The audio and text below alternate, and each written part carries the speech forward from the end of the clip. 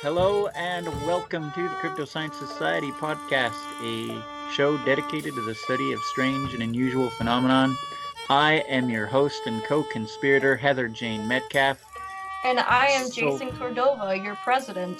By process of elimination, that's how that works. Mm-hmm. How are things out there in Denver, Jay? They're pretty nice. They're nice and foresty and marijuana's legal. Mm-hmm. Yeah. That is a thing. How are things in Utah, Heather?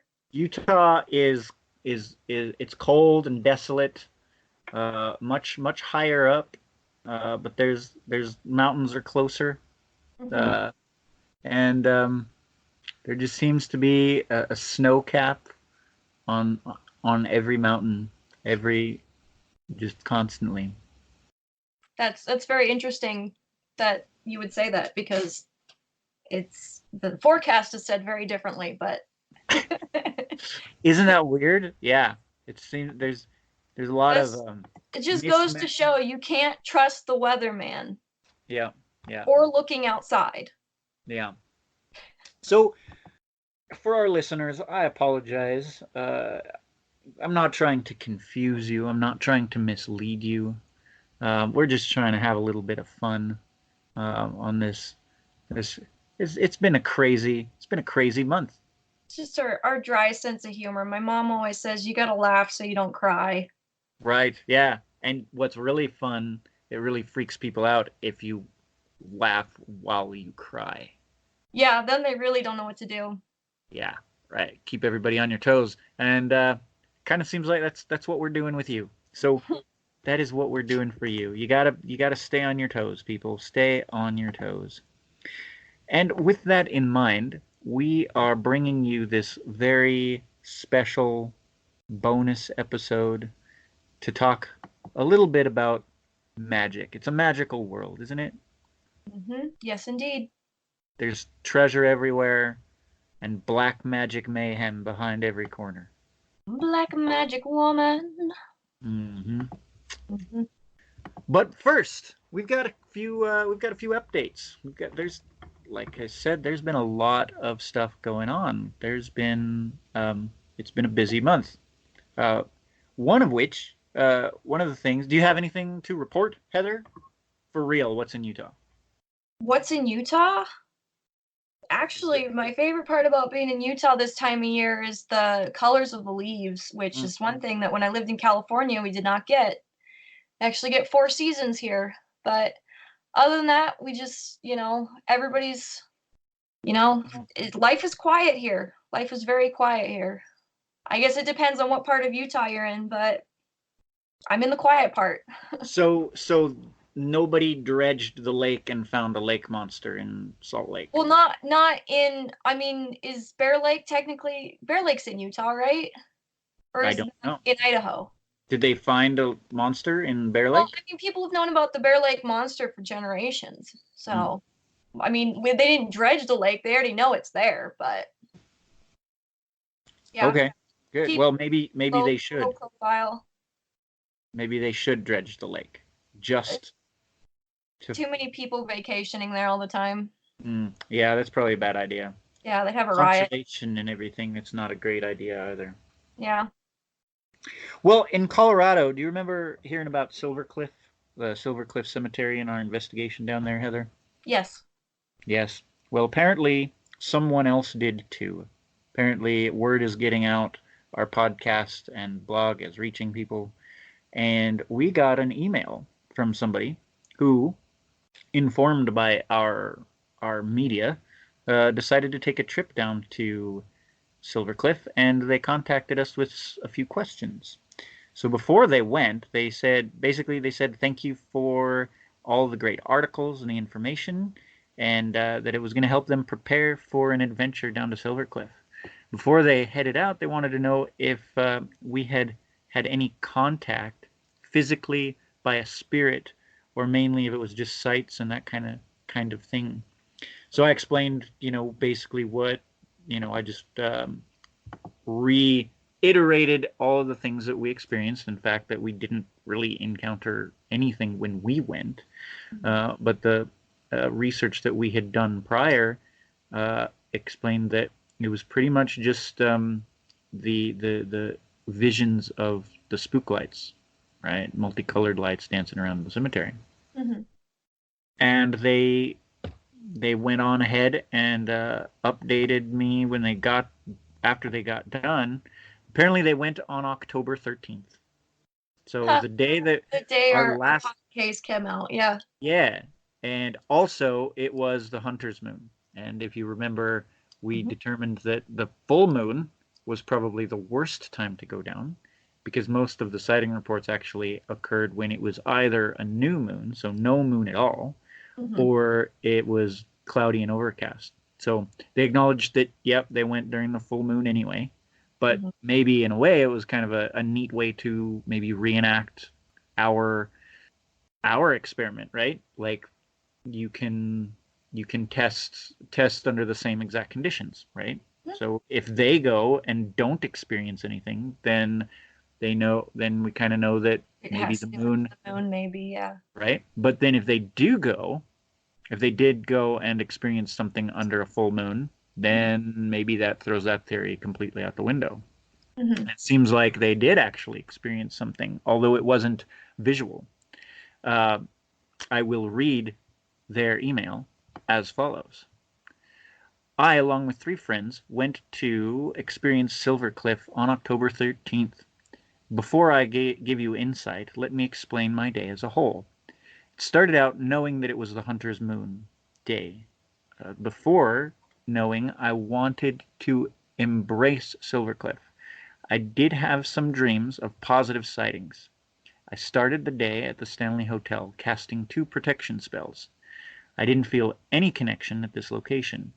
And for the listeners, by the way, the Stanley Hotel is the hotel that inspired The Shining. And it also was the site of the made-for-TV, the TV miniseries by Stephen King later on. Stanley Kubrick shot his in Oregon in a soundstage in England, but still kind of used the Stanley for inspiration. Anyway. And it's supposed to be haunted. Like, people have done investigations there, and I personally have seen investigations. I not personally, like, as in I was there, but personally I saw the footage from these investigations where the employees of the hotel talked about how apparently one of the most haunted places in the Stanley Hotel is the carriage house, because one of the reasons is because if anybody dies in the hotel, be of natural causes or not, if they die in a bed, they have to take the mattress, and they can't exactly just get rid of it for some reason. They just put it in the carriage house. So that's got to hold a lot of residual energy. You just go in there, this creepy carriage house, and it's full of mattresses. It's creepy.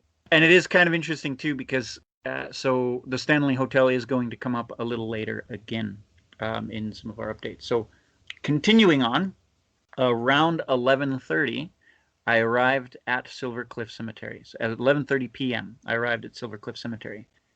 After a short time there, some friends reported that they were feeling pushed or touched on the ankles.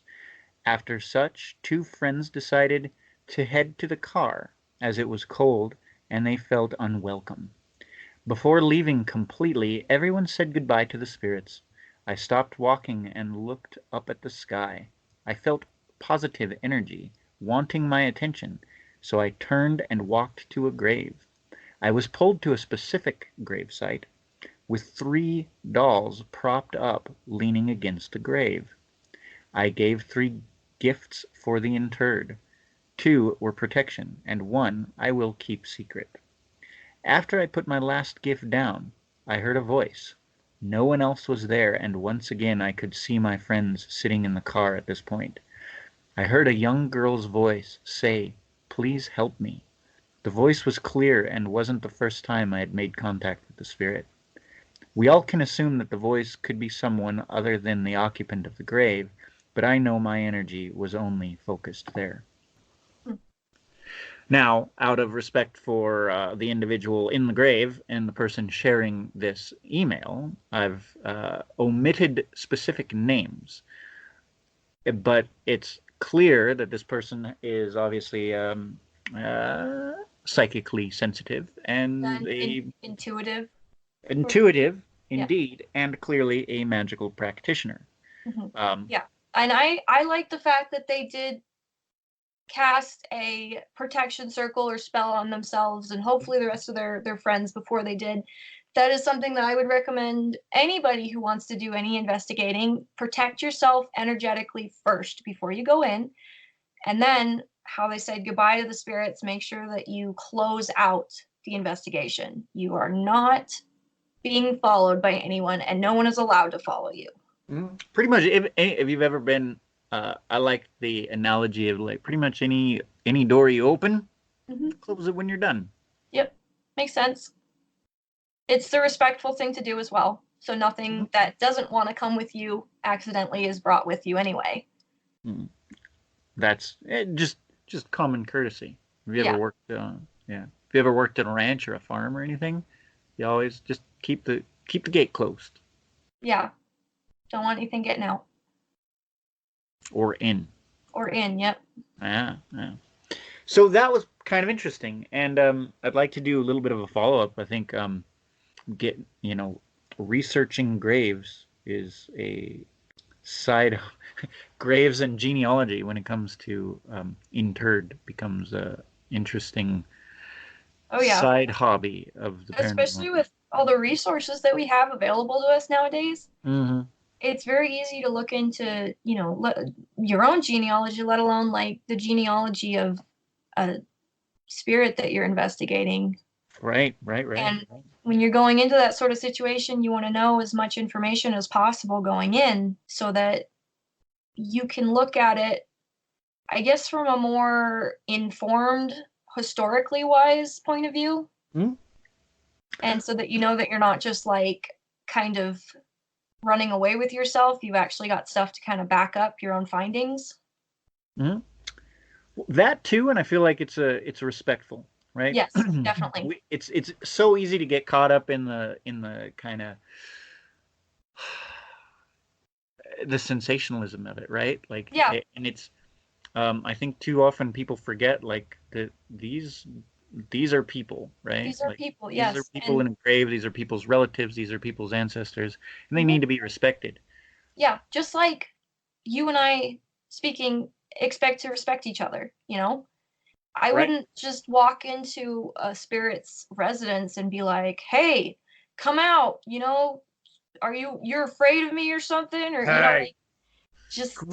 antagonizing. I can't stand it when investigators try to antagonize spirits for evidence. It's so upsetting. Like, you're trespassing. Yeah. Drunk wandering into, whatever. Well, even not just like drunks, but like even like a lot of the people that are on like mainstream investigating like TV and stuff like that, they're always, it seems like, trying to antagonize ghosts in order to get evidence, and it's very disrespectful. Absolutely, right. So I feel like it's a good, it's kind of a nice thing to do, is just to like find out who these people were and pay them the respect, and maybe even that's part of why they're reaching out, right? Like why. That's kind of what I thought about a lot in the witch's grave case, where it's like, this is a person who lived a life, and they were probably, these are real people, and they've been shown some disrespect by this kind of essentially slander, right? And so maybe we were drawn to this situation in order to try to vindicate this person. Maybe they just wanted to help. Maybe they just want to be known. They just want to be heard. They don't want to be forgotten even, right? Because that, I say, they'll live as long as you're remembered. So anyway. One thing that I personally do as a sign of respect, and it comes from my ties to New Orleans through my own ancestry, which is a voodoo thing. It's before you enter into a residence where you know that there are spirits, you knock on the door 3 times to make sure that the spirits know that you're there, to make sure that they know that they're there. You know that I know you're there. Yeah, and it's a show of respect. I mean, you wouldn't just walk into someone's house, you know? Mm. I don't know that I knew. Maybe we can talk a little bit more about that. I think you mentioned some ties to New Orleans, but you actually have like voodoo practitioners in your family line, or? Not necessarily, at least not that any is documented, but from what I have experienced of my own interactions with my ancestors that have passed through my mediumship, I do strongly believe that there was some white voodoo going on or magic or something like that. That, for instance, my intuition, my strengthened psychic, you know, is passed down from my mother's side of the family, which is from New Orleans. And I strongly believe that has to do with A, past lives, and two, bloodline. Okay. And Sure. my mom, always growing up, has always told us too, and my grandma said the same thing, that psychic runs in the women in our family. Mm. Yeah. It definitely seems to be pretty hereditary. Those kinds of things certainly do seem to be hereditary. And, it seems to also be like, there's definitely some cultural things that are shared, right, among Oh different yeah, people in that areas. So, especially my grandmother shared a lot of. She was a very superstitious woman, and so, like, for instance, she used to always say whenever it rains and the sun comes out, it just means that a widow just got remarried. oh, So whenever it's raining and the sun peeks through the clouds, it always makes me think of her, and I always think that she's still there with me. And same thing with, like, she used to do this thing with an orange where you peel the orange all in one spiral and you swing it around, and whether it breaks off in the east or the west determines whether or not you're going to marry rich or marry for love poor. wow. So fun stuff like that. And then, like, It's when she came unfortunate in, that it has to be that there's such a strong binary, huh? I It's was either just going to one or say, the when other. she came and visited, the last time that she came and visited, my brother had gotten an hourglass, a real hourglass from the thrift store, and she would not let him have it in the house. She said, "You're waiting for me to die. It's a death omen." And, like, we were never allowed to have dead flowers in the house when she was here because it was an omen. Interesting. And I still don't, we still don't have dead flowers in the house because of my grandma, Wow. even though she's passed on. Okay. Wow. So That's stuff interesting. like that. Yeah. And she was very Catholic, but Yeah. she still had these superstitions that she brought from her heritage Hmm. in New Orleans and also from Brazil. Right. Yeah. Right. And that's kind of interesting too. I think there is you know, i- and I've mentioned it before in New Orleans. It's there's kind of an amalgam, a blending of cultures there, with Hmm. the voodoo and the Creole and the Cajun, and you've got like the the French Catholic Hmm. Roman Church influence, as well as the African influence, Hmm. and the even Spanish and Native American presence, the Caribbean stuff. Hmm. Um, it's a really unique blending of cultures there. Yeah. Uh, just similarly to New Mexico, because my family has some similar practices around certain things, like, you know, I call it, my great grandma was my defense against the dark arts teacher, right? Yeah. It, told me how to protect myself against the brujas and the brujos, and like, you don't leave fingernail clippings, or your hair clippings, right? You don't leave hair in your brush. Don't leave fingernail clippings around because they can get a hold of it Hmm. and do things to you. And the mal ojo, the evil eye, and Hmm. the different, these different things. So I think it's cool that there's like these similarities and these cross-cultural comparisons. these similarities and distinct differences, and Yeah. how it all kind of ties in together. Yeah. Yeah. One thing I actually, while you were talking about that, I thought of, which I actually, if you look in the background of the video, you can see my bed is facing this direction and the door is right here. My grandma used to always say that we're never supposed to have the foot of our bed facing the door, because apparently that has to do with something about the body the night before the funeral. That's how they would lay the body, with the feet facing the door, Interesting. because they were on their way out. That's kind of interesting too. I almost even think it's a counter.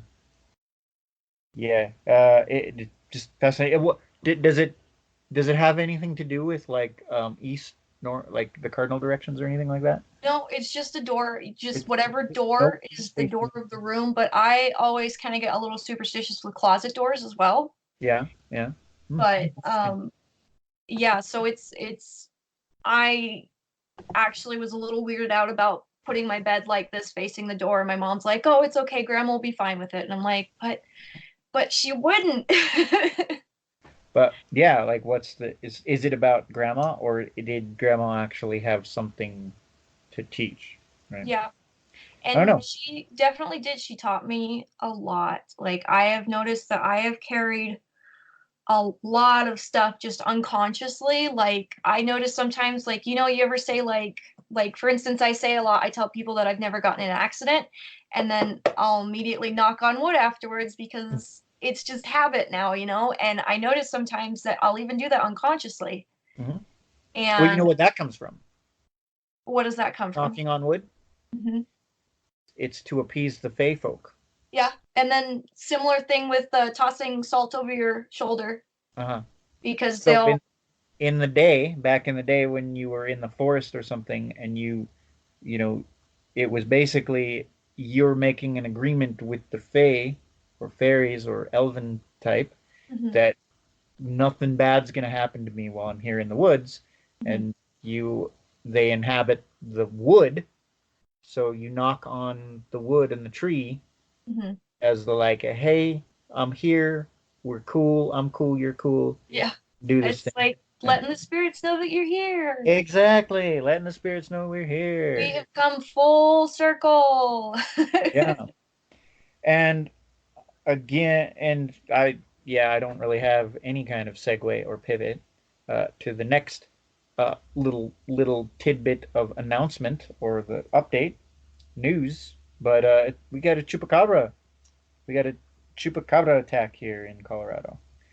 Our good buddy Chuck Zukowski, also known as the UFO Nut, is investigating um, a rancher who lost 4 goats.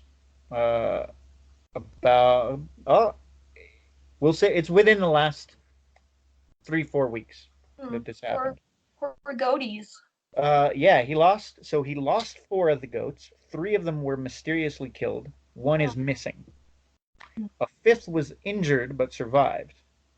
So Chuck and his daughter went out to investigate the strange deaths, and it happened at a ranch in the mountains. They're at 9,000 feet up. So it's kind of interesting for that on a number of levels. So it's like almost textbook chupacabra kind of thing. 3 puncture wounds on the goats' necks, of the 4 that were killed, and the one that was injured. Um, puncture wounds and um, drained blood. wow. Uh, and this is interesting too because I don't know of any other chupacabra cases that have occurred either this far north or at height of an elevation, Hmm. right? Say that's kind of high for chupacabra. Yeah. So I'm gonna be coordinating. I contacted Chuck. We're gonna try to meet up here sometime to kind of compare notes and see what's going on. Maybe we can coordinate to do a joint investigation, or just at the very least compare notes. So I will be keeping everybody apprised of that situation. Yeah, keep us updated. We all want to know. Yeah, and I feel like it might. it might warrant a full episode about Chupacabra. I think that sounds about right. Let's hope they stay out of Utah, right? Well, I mean, I want in on some of that action. No, no, they're all No. mine. Okay. I'll stick to the ghosties. Territorial.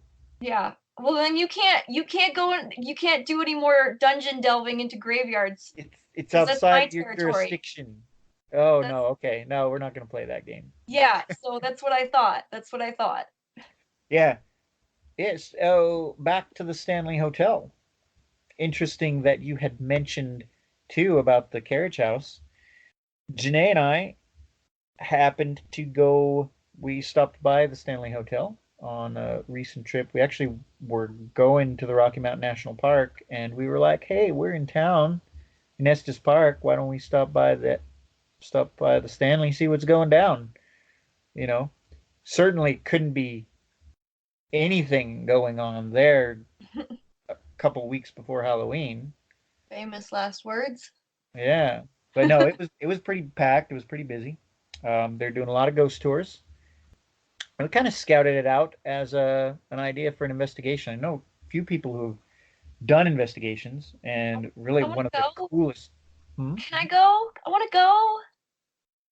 If I Yeah, can afford to come down there with you guys, can I totally go on that investigation with you? yeah. If you, well, it would all depend on us actually getting everything set up and coordinated with the investigation. But at the very least, I'm sure we could go and visit if you came out. Like, Yeah. yeah, I'd love to do haunted tour of Colorado for my officers.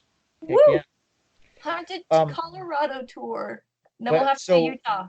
so it's pretty cool. So just kind of talking about it drew up some stories, and a friend reminded me that she used to work up there and saw some weird sort of insider stuff. And I had completely forgot about this, but she also reminded me that Estes Park in general was part of an indigenous burial ground. And when the owner of the Stanley Hotel, well, hold on, I don't want to roll over that because that's actually pretty important, right? Okay. We keep talking about this idea of like respecting anytime you visit a burial ground, it's important to pay it respect, right?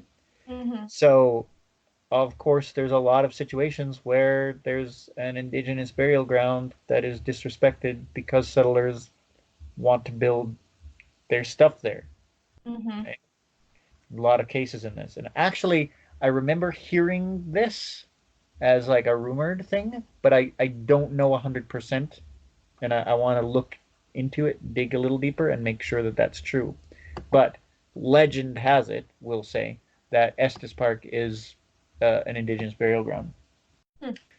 As I said before, the Stanley Hotel was the inspiration for The Shining. Basically, Stephen King spent a night there, and he and his wife were the only guests in the whole hotel.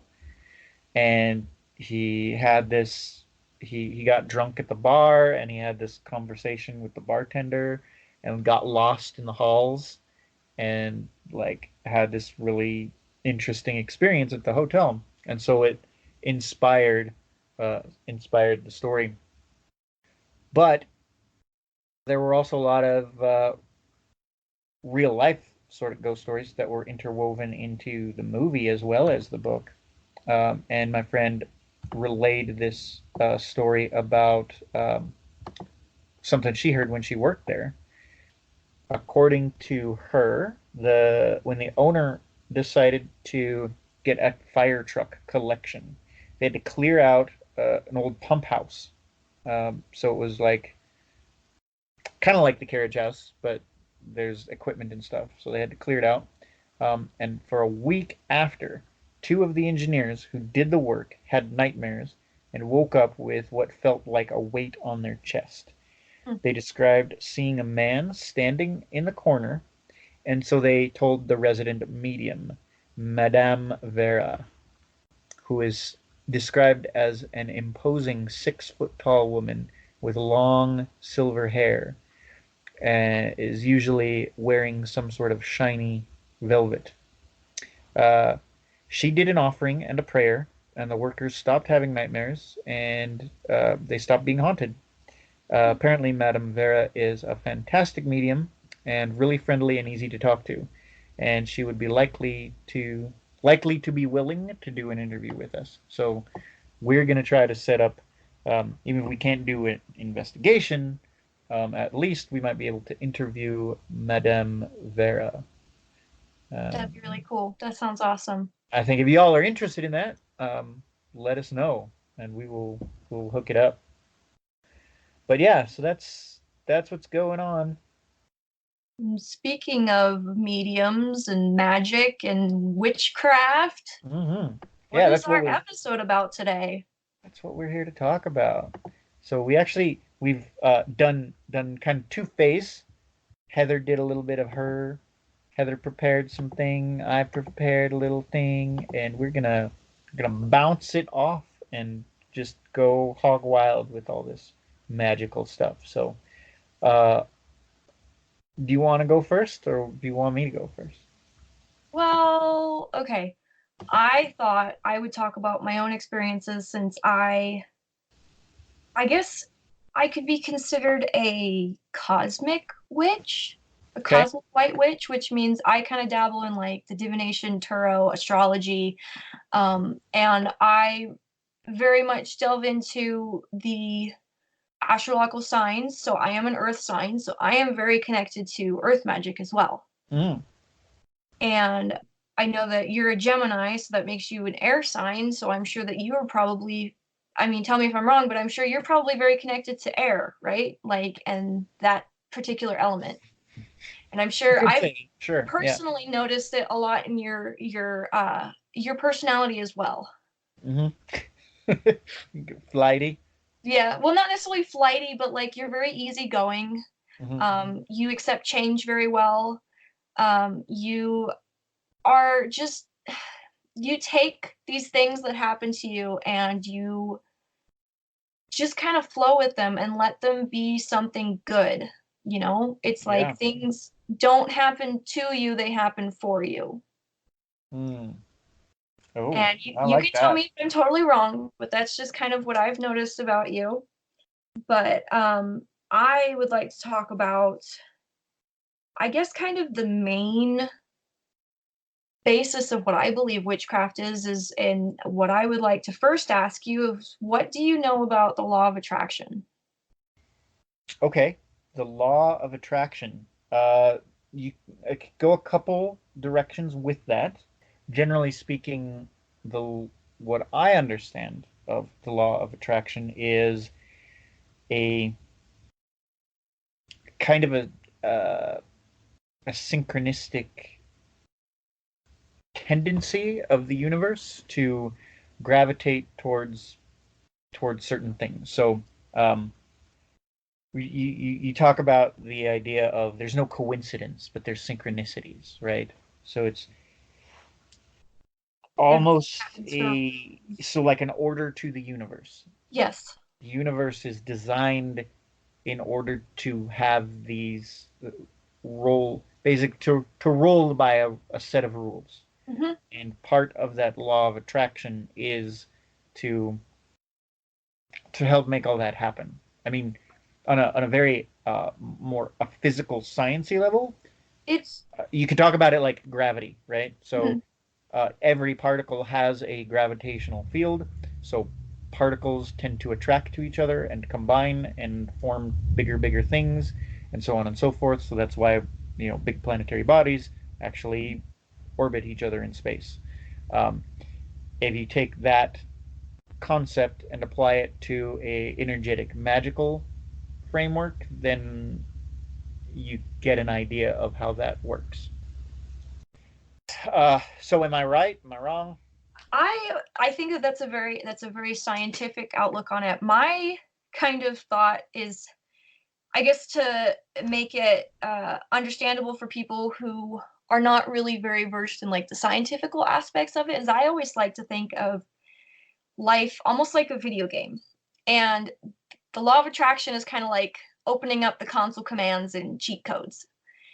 So the basis of it is like attracts like. So if you go into a situation, and I've talked about this before with investigations, if you go into an investigation thinking, oh shoot, I'm going to encounter something bad, I'm going to get attacked, this is going to happen, this is going to happen, the likelihood of that happening and you manifesting it is going to be up a lot higher.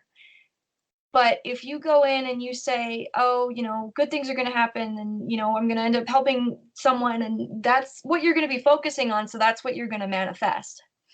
And so on a different level, you can say, okay, I want to manifest more abundance. I want to manifest a better job.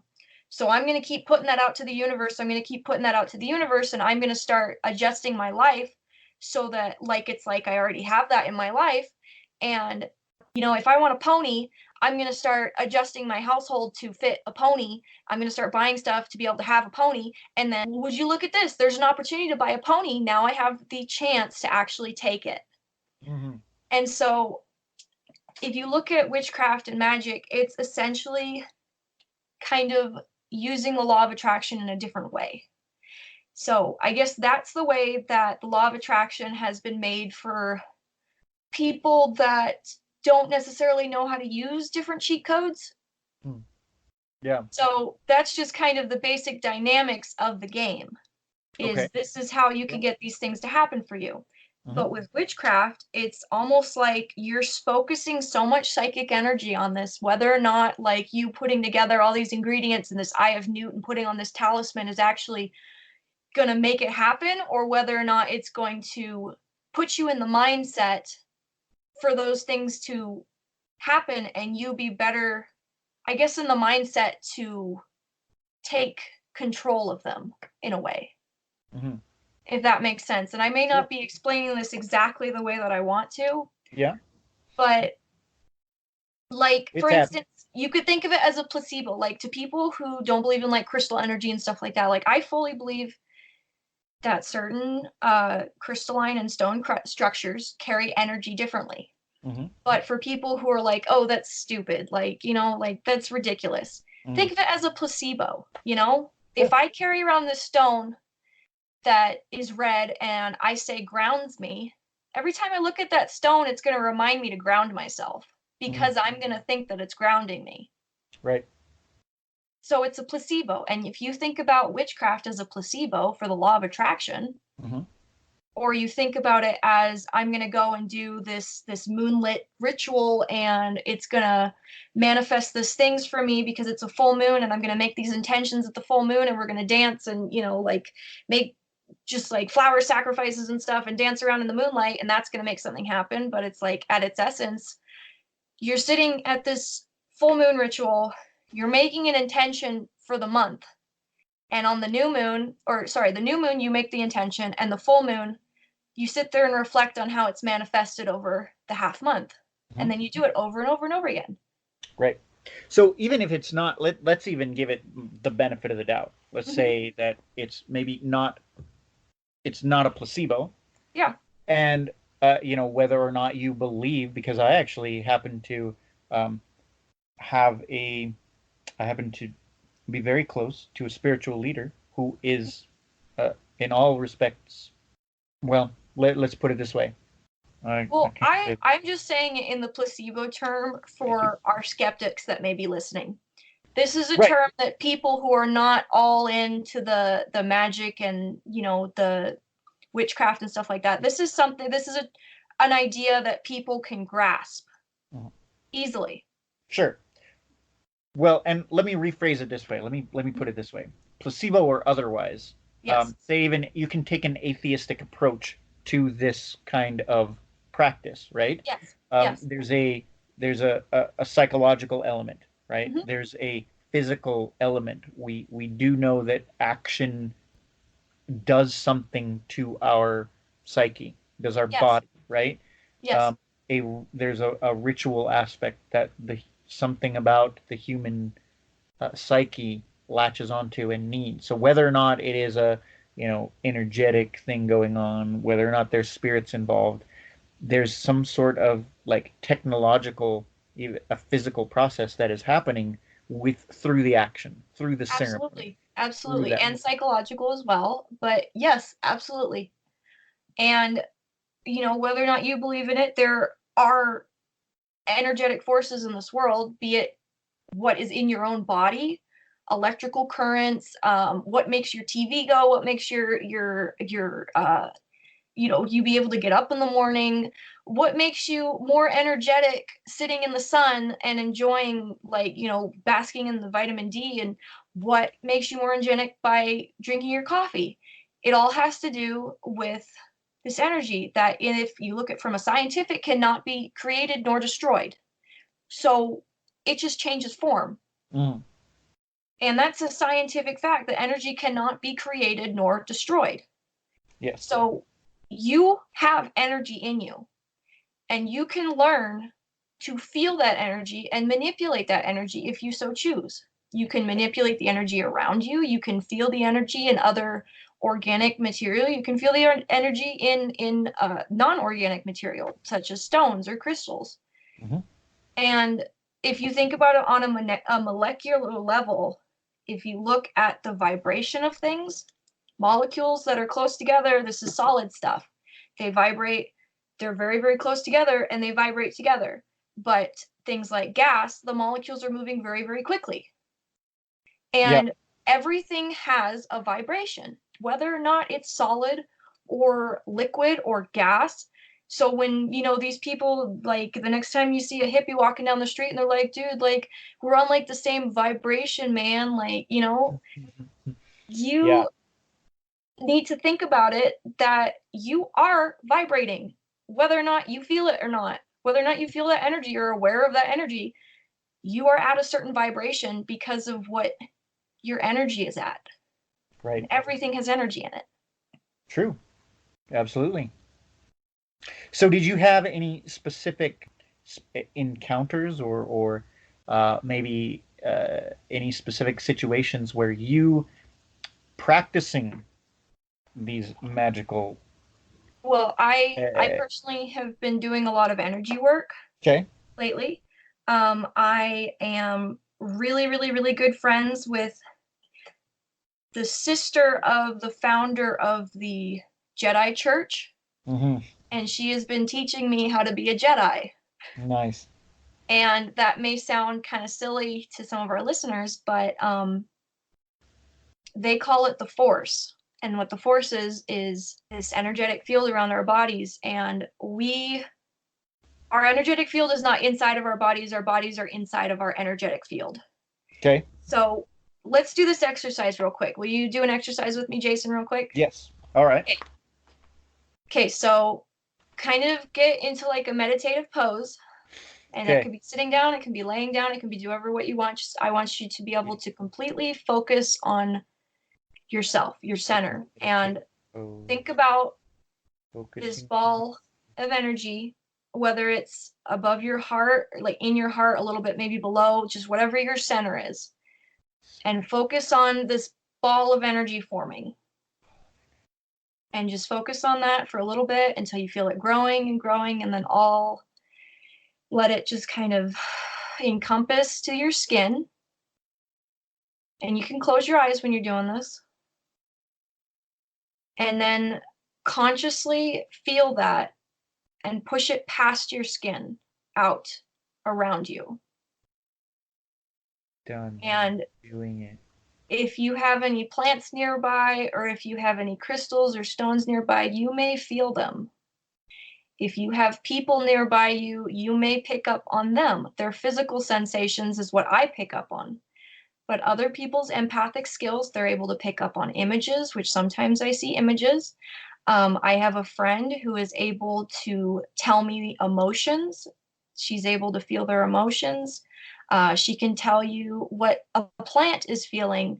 The first time I did this, she set a plant in front of me.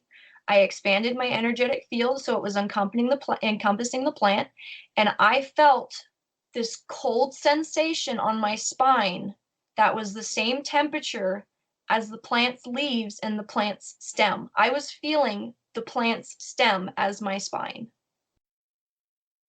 And that is feeling the Force.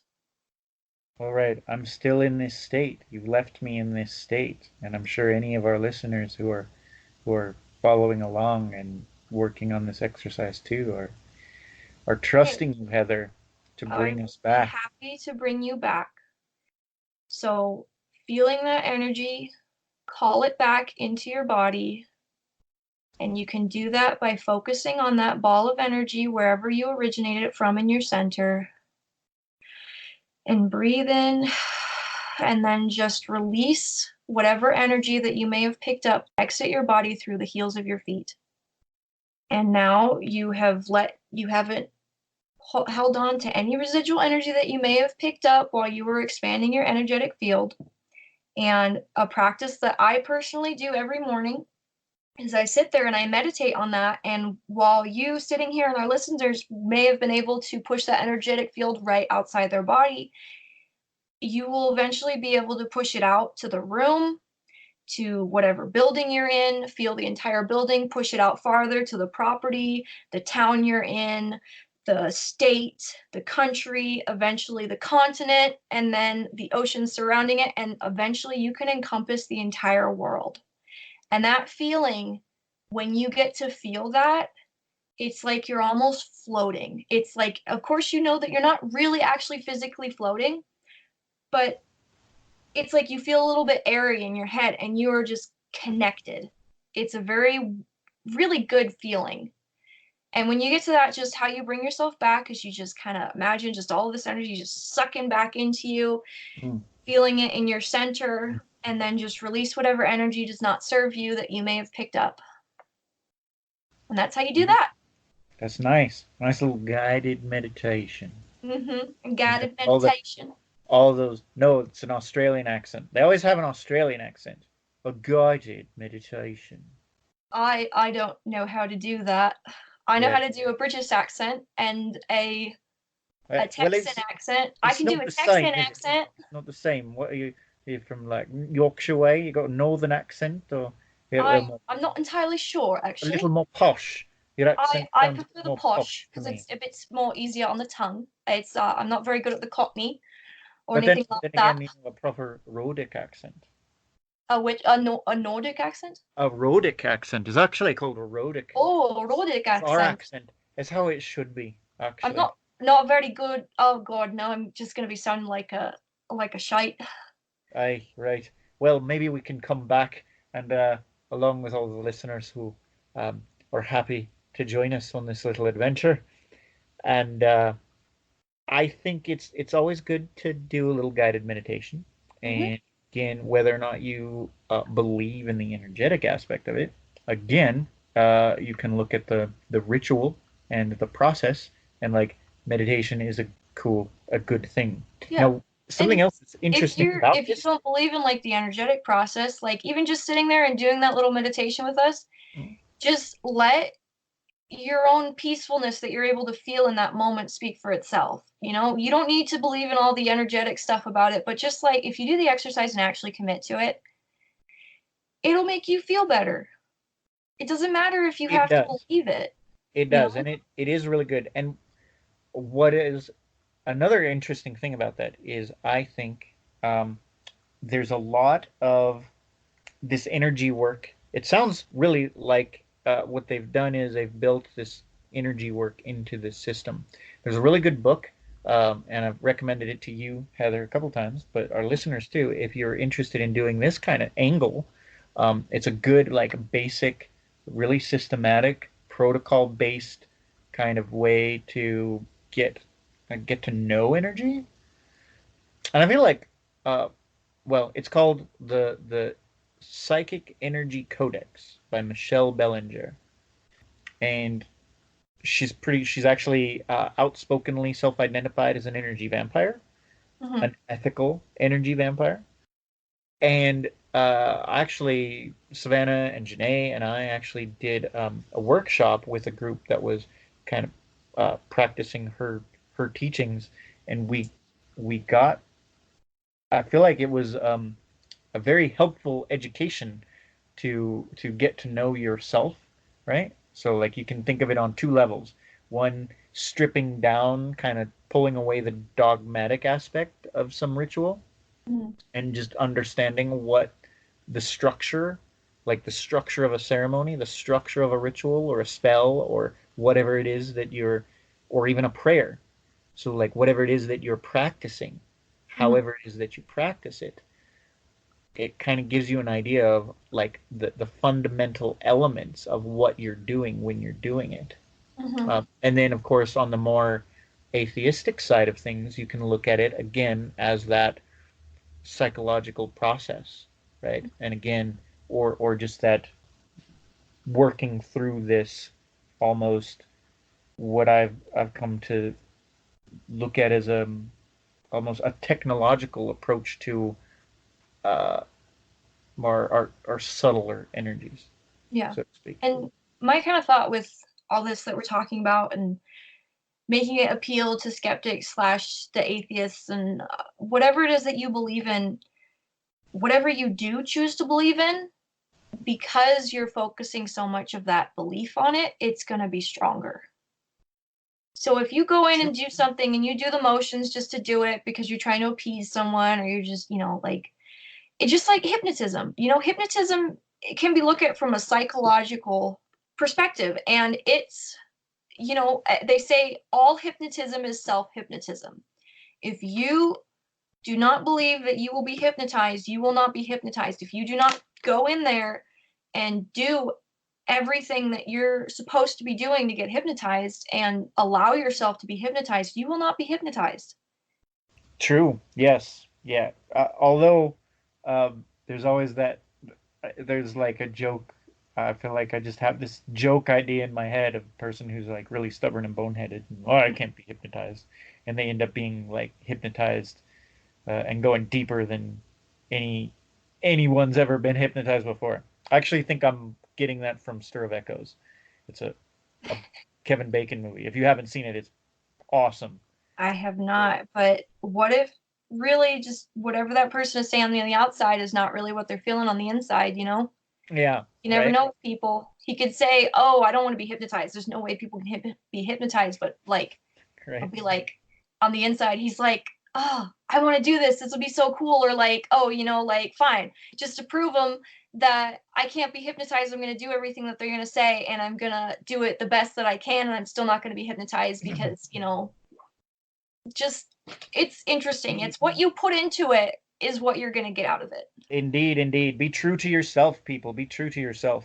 And check out Stir of Echoes. Okay. It actually is really relevant because it was, I feel like the story is basically Kevin Bacon's character gets hypnotized. And the point was to make him sensitive, to be able to see, I think it was something like to see things for what they are, right? Because he's this kind of guy. And he ends up seeing ghosts. He ends up like seeing these spirits, and like he ends up having these crazy visions, and he ends up having basically solving a murder case through communications with these ghosts because his sister or his sister-in-law hypnotized him. And it's a really good movie. It's like my ideal reality. Yeah, right. Being able to solve crimes with being able to talk to ghosts. Yeah, right. That's, you need to send me a link of the name so that I can look it up and watch it. Yeah, absolutely. Stir of Echoes. Cool. And it's pretty cool too, because I feel like that's a good segue. I have a personal story about being hypnotized, as well as a few personal stories about our investigations and not only our investigations, but some of our encounters with magic in our excursions, our adventures.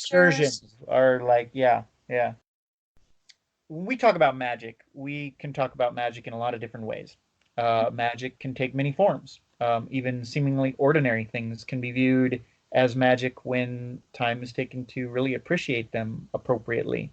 Like a sunset is magical, I think. I feel the whispers of the wind carrying freshly fallen autumn leaves, the song of a child laughing. The feeling you get when you first realize that you love someone. Yeah, it's all arguably magic. However, there's another level of magic that is actually kind of like the energy work sort of aspect of magic that we talked about. Mm-hmm. You can look at it from the point of view of, curanderas and browsers, which is a different type of practitioner, like folk magic practitioners, right? Or Western ceremonial magic, Wiccans, neo-pagans, all these kinds of people who use magic. Mm-hmm. There's also people who seek to control and manipulate the elemental forces, proudly declaring, "Do what thou wilt shall be the whole of the law."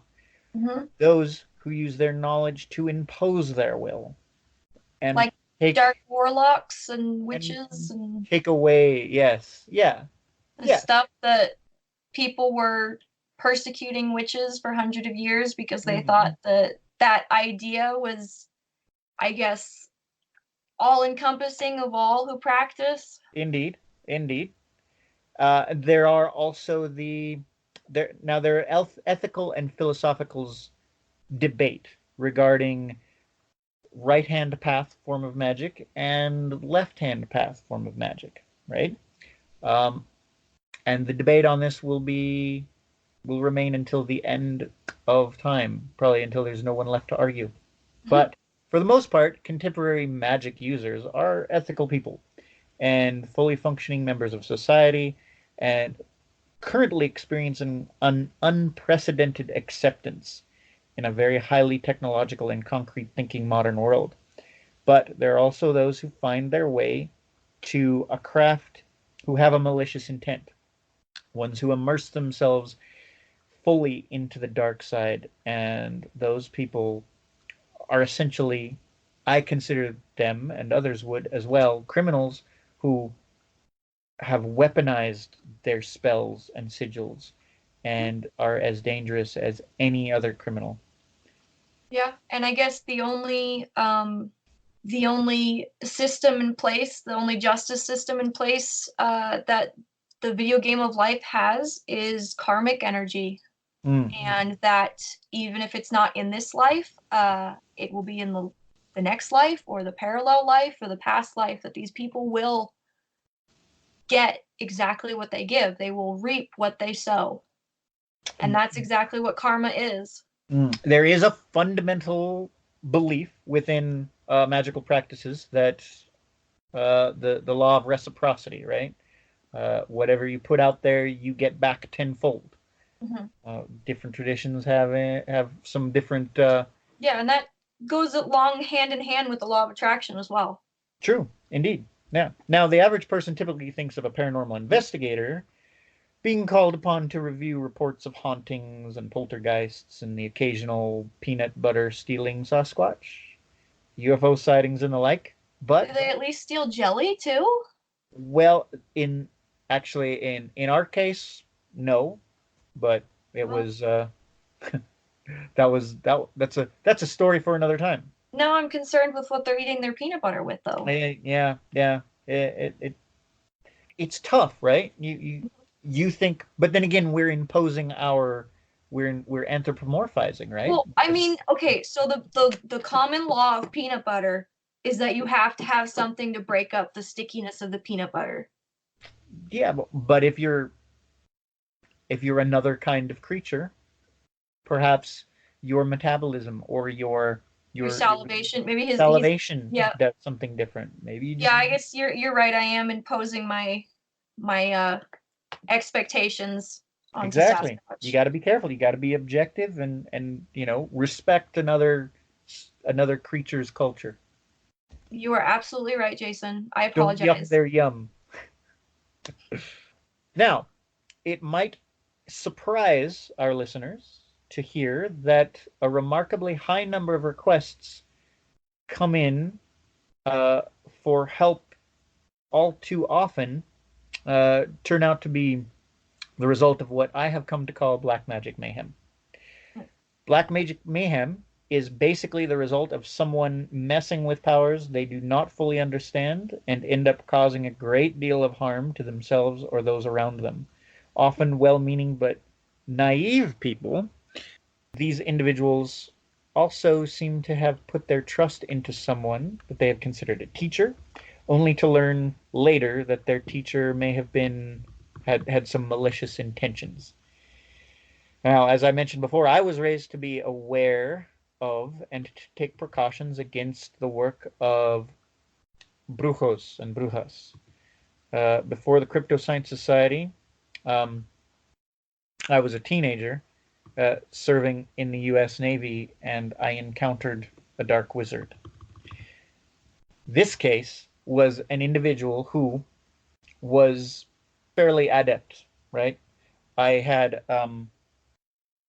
it's kind of an interesting thing. So basically, I was on what's called temporary active duty. When you first get to your squadron, you don't get to do the job you were trained to do. You do some kind of menial thing until either you prove yourself worthy to like get into the shop and do the thing. Yeah. So I ended up in what's called the Gidunk. It's basically like the squadron convenience store, right, in the hangar. And this is kind of like a dual break room situation. So people would either they go out to smoke to take their break, or they hang out in the Gidunk.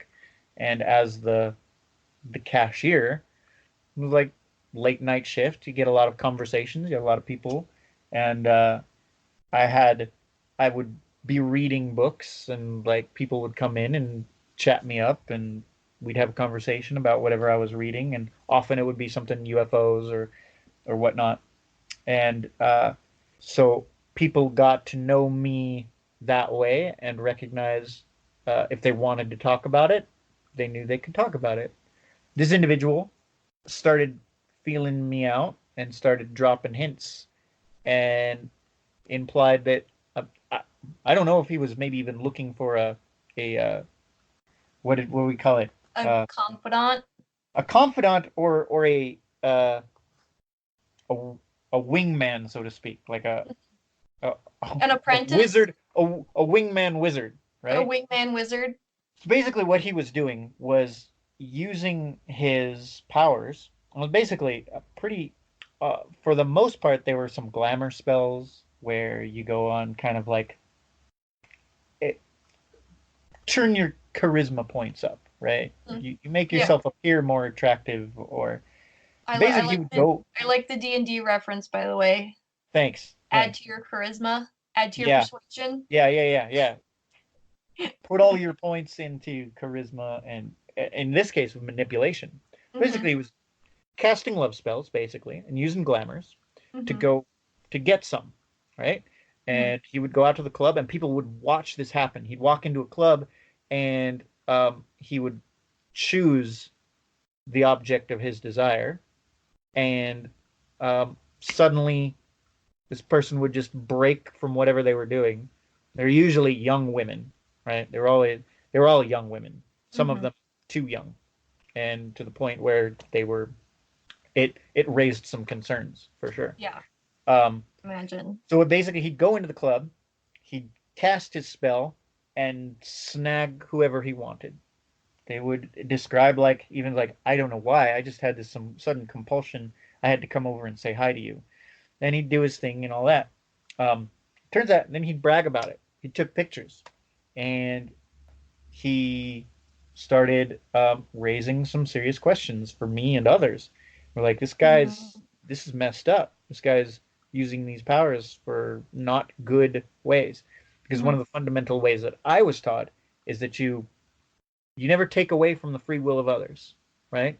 Right. And you certainly don't do it for someone who's below an age that can consent. Yes. So that was a major line. And we set up a kind of a sting operation. And we got him to admit to it. We got him to admit to some crimes, and we brought that information to the necessary authorities. And not soon after that, he ended up getting caught, and severely, he was appropriately punished, as per the articles of the Uniform Code of Military Justice.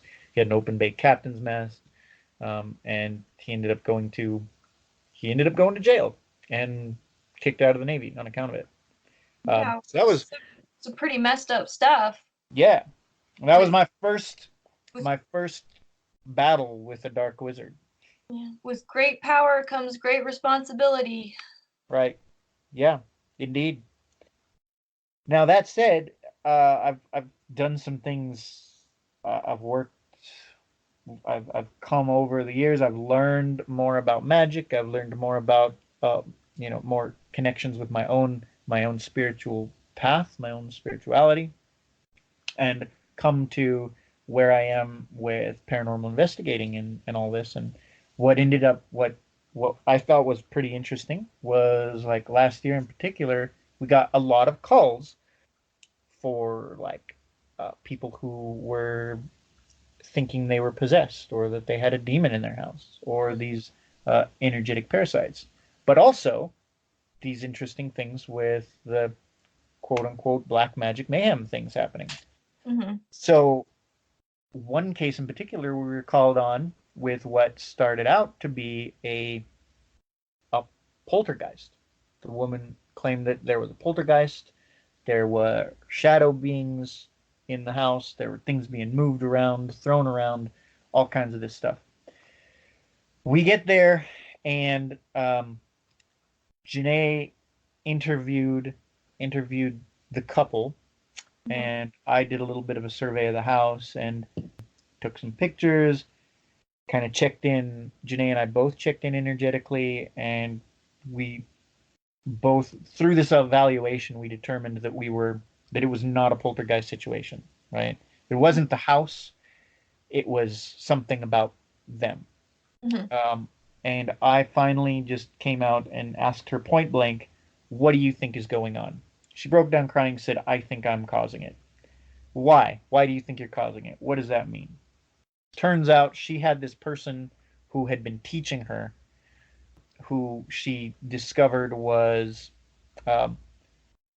she had been teaching her to do all these kinds of practices, and that person ended up passing away. Mm-hmm.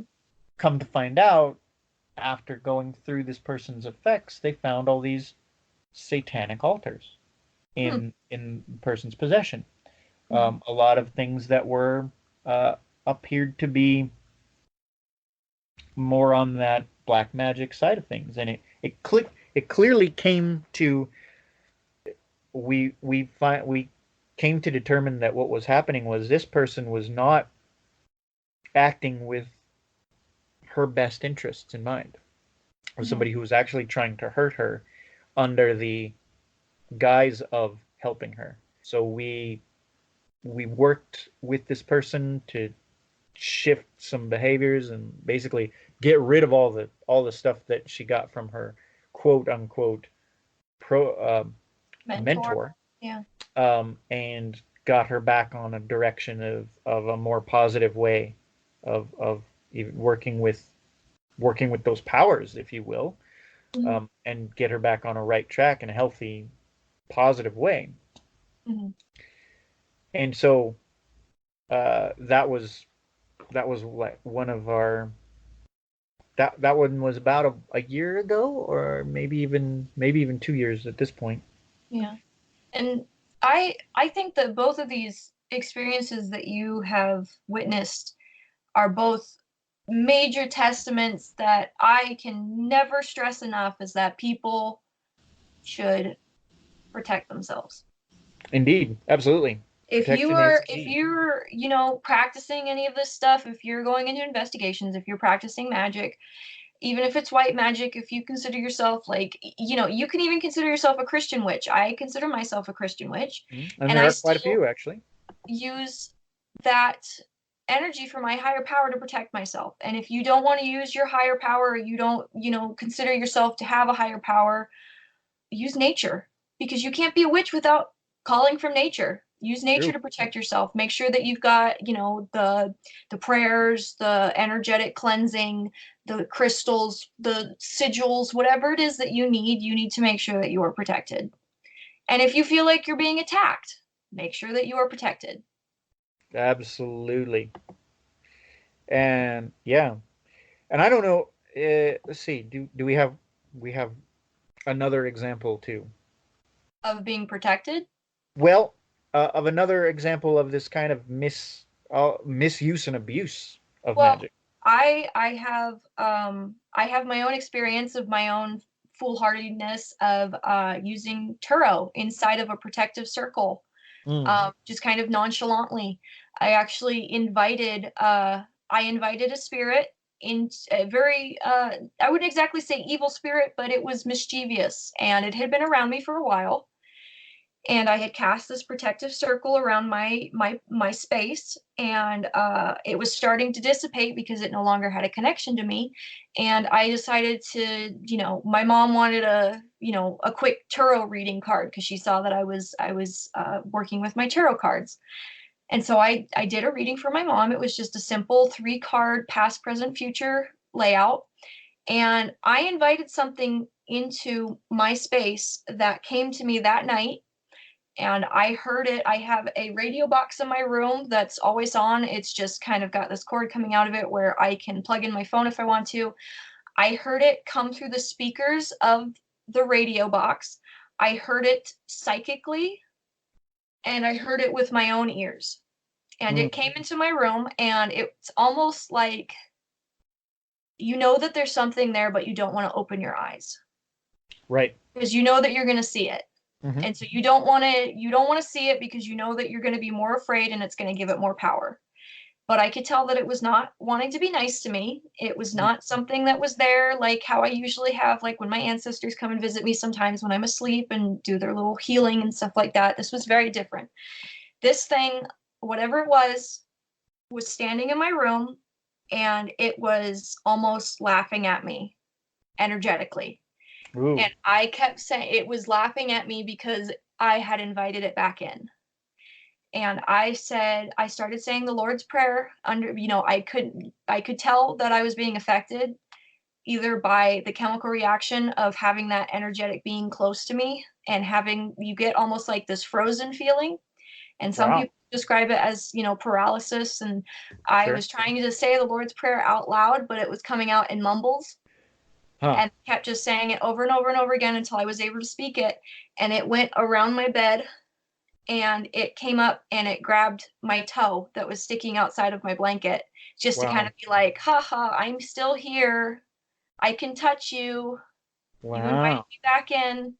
And when it touched me, though, it kind of snapped me out of the paralysis, and I started Uh-huh. being able to say the Lord's Prayer out loud. And I said, you're not allowed to be here. You need to leave. You are not welcome in this protective circle. This is not your place. You have to leave, all that good stuff. And I started calling upon, the name of my higher power. And I had to do a cleansing because I had let this thing back into my holy space. I had let this thing Mm. back into my sacred place, my protective circle, because I was being silly and doing divination nonchalantly Mm. without protection. Well, and that luckily it wasn't worse, right? Yes, Like luckily that, it was not worse. right? Mm-hmm. Not to trivialize this experience because Uh-huh. obviously it affected you and it could certainly have been worse. Um, Yes. but that story, um, and it does paint a good picture of why why it is important to be conscious and to actually take this stuff seriously. And I think a lot of Yes. people do, like with Ouija board, right? Like it's billed Oh, as a yeah. game, I it's sold completely as do not a approve of Ouija boards game. whatsoever. Even if people are using them to connect their spirit guides, your spirit guide will never connect to you unless, like, they won't connect to you through Ouija boards unless it's absolutely necessary. Well, The and only I spirits, personally, it's a tool just like anything else, right? Dowsing yeah, rod, but tarot the thing card. is that the only spirits that will connect to you through what I have learned through my personal studies, a Ouija board, it's through numerous books that I've actually read about spirit connection. The only Okay. spirits that will connect through Ouija board are neutral or lower spirits, meaning the spirits that are not enlightened enough to want to help you, but they're not negative enough to hurt you, and the ones that are willing to hurt you. Interesting. Yeah. Yeah. Well, And and I'll even take that a step farther and say I'm particularly ambivalent about the Ouija board itself. Like I regard it's just a tool like anything else, right? However, if you take inadequate precautions, right? Mm-hmm.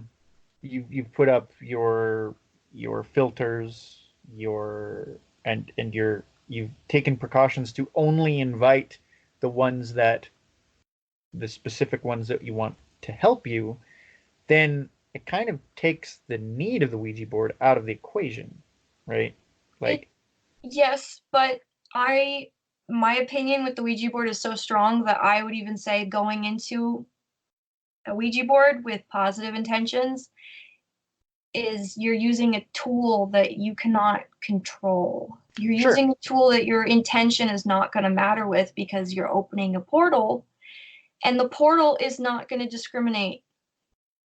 right. And my point there is to clarify is that it becomes unnecessary, right? Yes.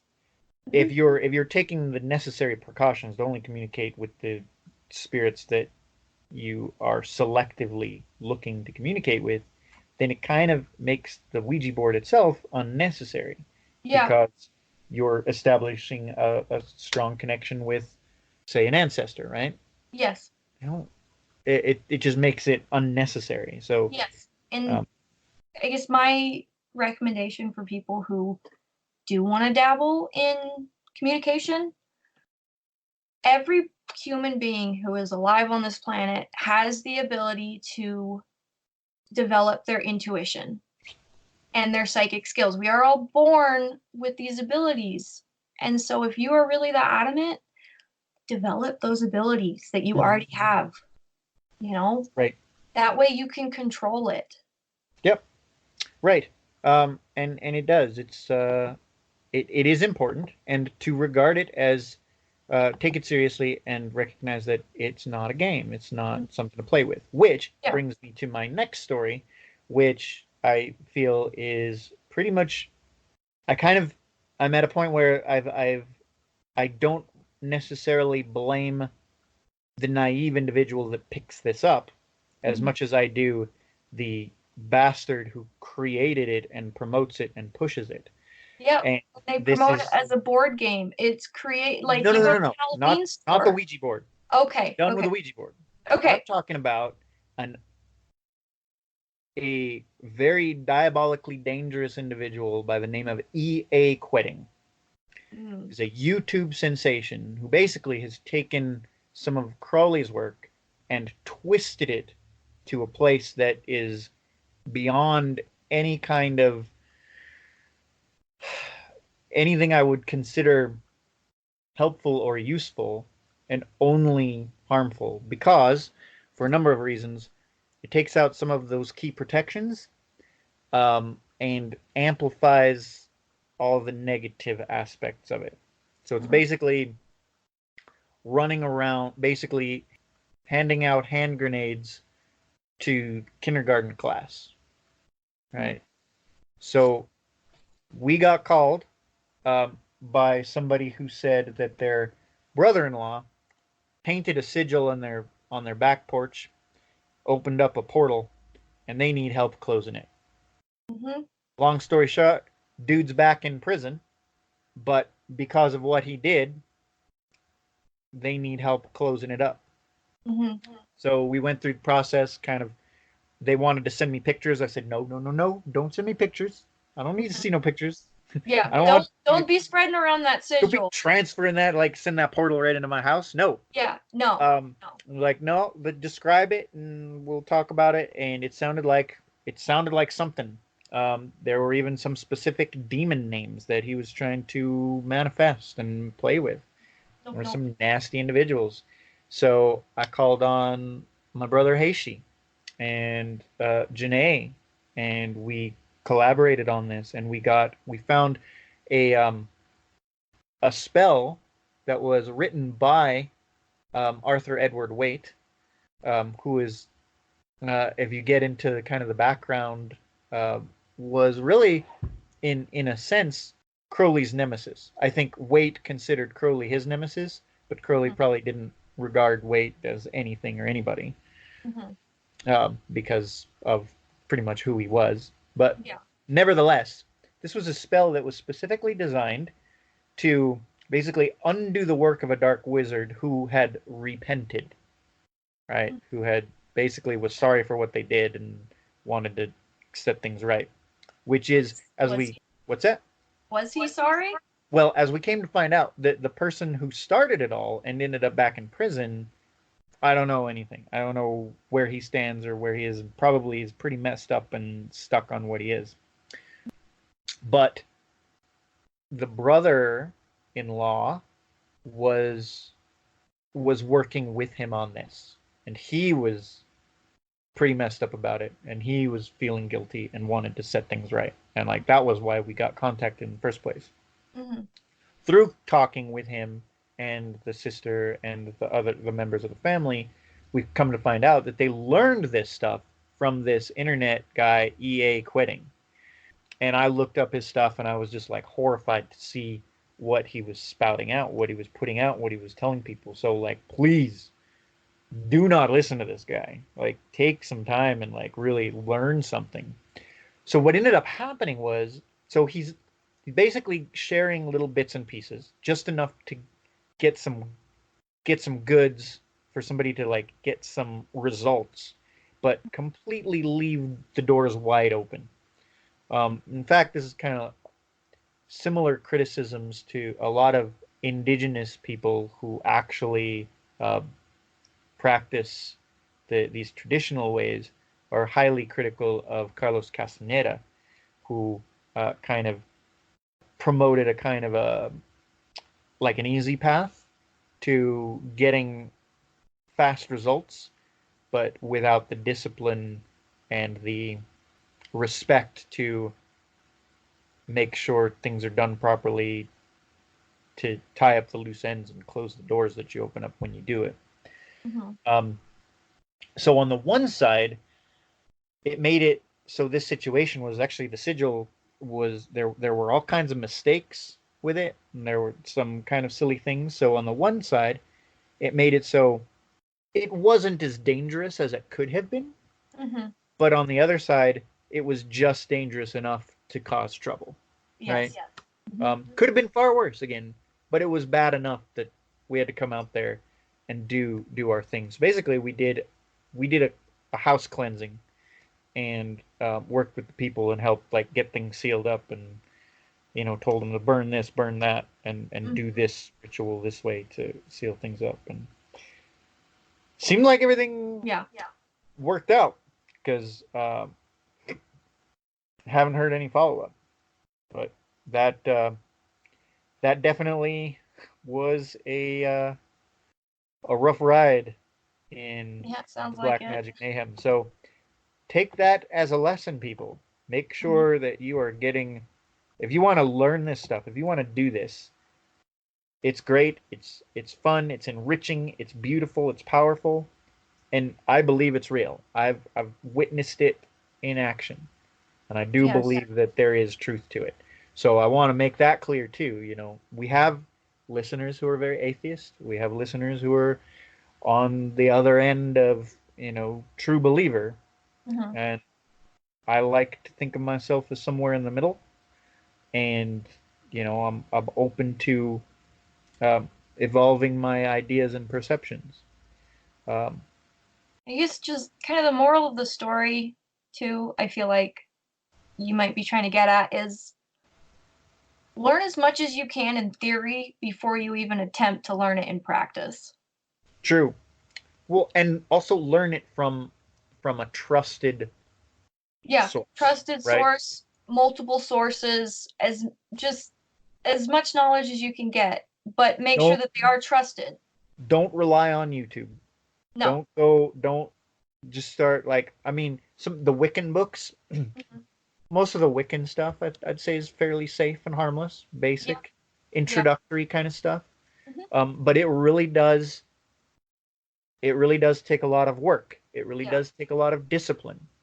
One thing that just came to mind is actually something that when I was in meditation, some of these, conversations with either my higher power or my spirit guides or whatever you want to call it, my inner consciousness, One thing that just came to mind is something that we were talking about, or I was pondering, was the danger of knowledge. And they said knowledge is not dangerous. It is what you do with the knowledge that is dangerous. Indeed. Indeed. Well, I'd say it's a tool just like anything else, right? Mm-hmm. Yeah. The hammer is not inherently evil. No, it's how you use it. Exactly. And hopefully we are using our knowledge in a good way to share with all of you out there, to enrich the discussion and hopefully have a conversation about it. Like, we love hearing from you, and we are happy to keep this conversation going and have you all as a part of it. So thank you for joining us today. That really kind of brings us to the end. We're out of time. We'd love to be talking to you all night. But yeah, Jason and I can literally just talk and talk and talk. It's especially with the retrograde right now. You and I are both like Mercury is our planet, and that is the planet of communication. So literally right now in this point in time, we could sit here and talk all night. I have no doubt of that. But we have a finite amount of time with which to talk to you tonight. So if you want to hear us talk more, you're just going to have to wait for a little while, or listen to our previous episodes a little more, or just listen to this one over and over and over again as many times as you want. It's up to you. And listen to it on full volume so that all your neighbors and all your friends and family can hear it and listen to it. Right. That's right. Share it. Post it on social media, like all of that stuff. Obnoxious amounts of time. You know how this works. Yeah. You guys, you've done this before, right? Mm-hmm. But before we go, I just want to remind everybody that this show was written and produced by the Crypto Science Society and its members. The theme music is Dead Bats on a Wire by Savannah Rivka and Ashley Eve. Graphic design by Eddie Norrie and Heather Metcalf. Hey, that's you. Hey, that is me. And sound by Asa Peta. I know that We guy. do have a Patreon, and I promise we will have special goodies for our patrons. Yeah. And maybe I'll even write up that guided meditation and make a little document. Maybe and in depth too. That's right. And all that said, we do hope you'll enjoy us next time. And until then, keep questioning.